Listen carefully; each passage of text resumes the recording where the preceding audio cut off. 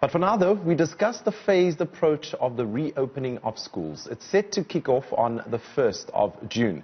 Education specialist Professor Mary Metcalfe gives us her view. Mary, thank you so much for joining me on Weekend Dawn. Really appreciate it.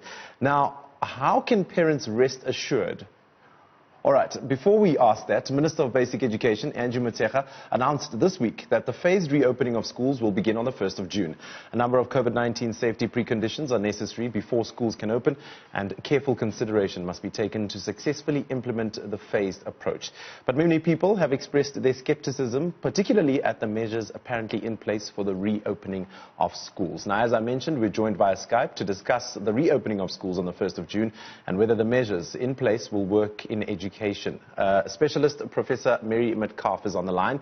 Mary, thank you again for joining me on Weekend Dawn. Now, what level of confidence can parents have that children who are going back to school won't contract the COVID-19 virus? Well, the first thing is that parents need to be able to be in touch with the school, to work through their school governing body, to find out how the level of readiness is progressing at the school. And I believe they should also be saying, how can I help? If they have an understanding of the virus and how it spreads, and how the necessary preconditions for opening schools are being put into place.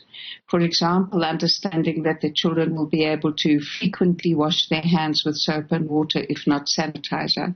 If they understand the arrangements are in place for physical distancing, the arrangements in place for managing masks, for cleaning surfaces, then they will be able to understand how their child will be able to keep safe in school and protect them. And to support the school.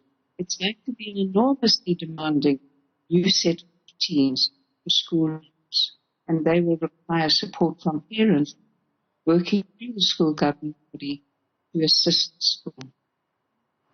Now, Mary, there's something I would like to, I don't know, like you mentioned that it's important for parents to know what type of children they have, but children are usually children. They share lunches, they play around together. How can we be confident as parents that the children will be monitored and keep social distancing during break, for instance? Breaks are going to be a challenge to monitor. I think that we need to be able to allow children to get back to a sense of normality, because this virus is going to be with us for at least another 18 months. But managing break times will require that schools stagger break times, that they encourage children to not spend time in groups. Again, I think that parents who are able to should be part of the team supporting the teachers to, in a gentle way, encourage physical distancing. But I think that if the way that parents are approaching this, to say, I'm sitting back, I'm asking the school to do everything and let me know if my child will be safe, it's not stepping up to the responsibilities that we all share. And then what's the mood amongst the teachers, Professor? Are they confident enough that they can continue having a normal school year despite this pandemic? There's two questions there. If I take the first one about how are teachers feeling, I think teachers are feeling apprehensive.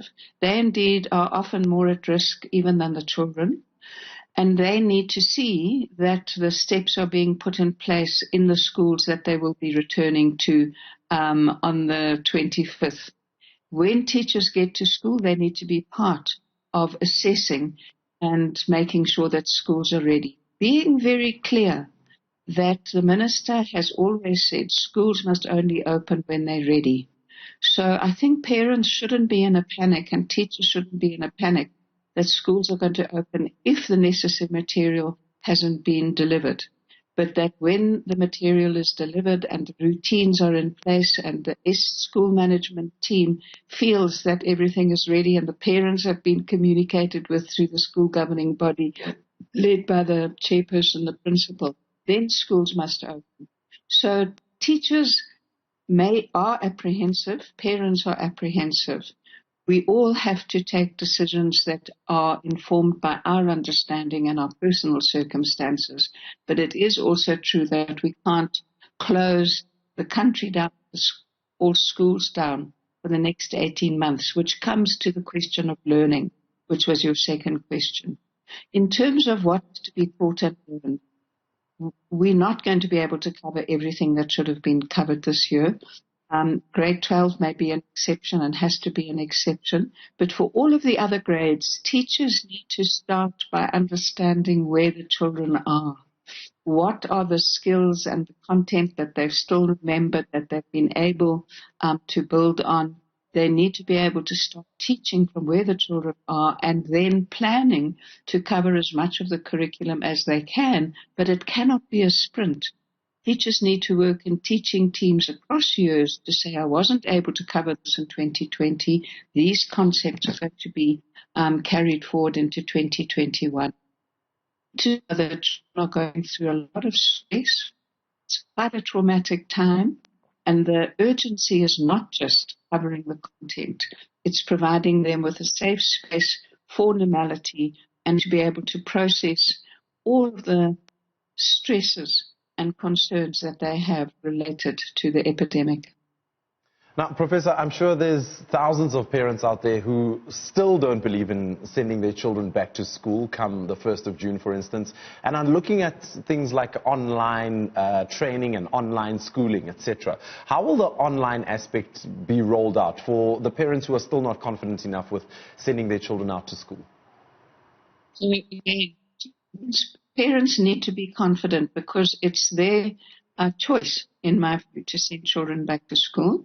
Schooling is compulsory, but these are uncertain times. Parents need to know it's their responsibility to make the choice to send their children back to school, to make sure that they are screening their children, preparing them, and that they're supporting the schools. For those who decide, I'm going to teach my children at home, a lot will depend on your material circumstances. There are families that have access to Wi-Fi, to IT, to devices, who have parents at home who are able to support their children. That's the minority. The minister has kept stressing that the average family doesn't have access to those devices. The average family doesn't have parents who are able to support children on a continual basis 5 days a week. We do need understanding the constraints of physical distancing. The DG has said that classes need to be at 50% occupancy. That means not all children will be at school every day for every period. There's going to be innovative solutions put in place by schools to say this grade comes at this day, this grade comes at this time, and then there will need to be greater continuity of learning between home and school. What we need is to be able for teachers to use media that's accessible to everyone, such as radio and probably television, to use those broadcasts to supplement what they're doing in the classroom. This is a lot of work for the professional staff at school to begin to think about how to maximize learning at home. We're on a learning curve. Corona came to us unexpected, and we're learning all the time. These are uncertain times, but with parental support for schools, parental support for learners, and for teachers who feel confident that their professional judgment will be, together with their colleagues, guiding them as they guide teaching and learning. Does this not have a knock-on effect on the schooling per se, as in whatever material that students are given to learn or study, etc., whereby they're getting pushed over into the next grade because of all the time lost? Catch-up period as the next 5 months. The catch-up period is the next at least 18 months. And teachers, I believe, need the flexibility to use their professional judgment to say, this is what I've taught, this is what I'm going to be assessing, and this is the basis of knowledge and understanding that will provide the platform for learning for the subsequent learning in the next year. And we need to build on what learners have mastered and then take that forward to the next year. It can't be a cut and dry, this is what should have been learned, assess the learners, pass and fail. I think that we need to focus on learning and teachers' assessment of that learning. Could we expect additional student-teacher time, pupil-teacher time on Saturdays as well? And is this something that parents, principals and teachers are open to? as I understand, there has been some discussion about this.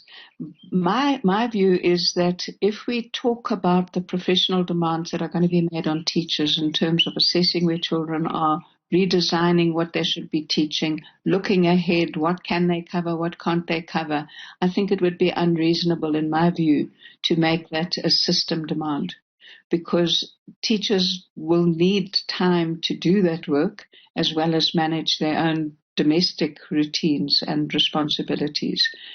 If that is what a school agrees with its teachers and with the parent body, I think it could be an advantage. But let's be reasonable about what we're expecting from teachers at this moment in time. All right, Professor Mary Metcalfe, we'll leave it right there. Thank you for your time talking to us about the phased reopening of schools set to take place on the 1st of June 2020, as announced by the Minister of Basic Education, Angie Motshekga.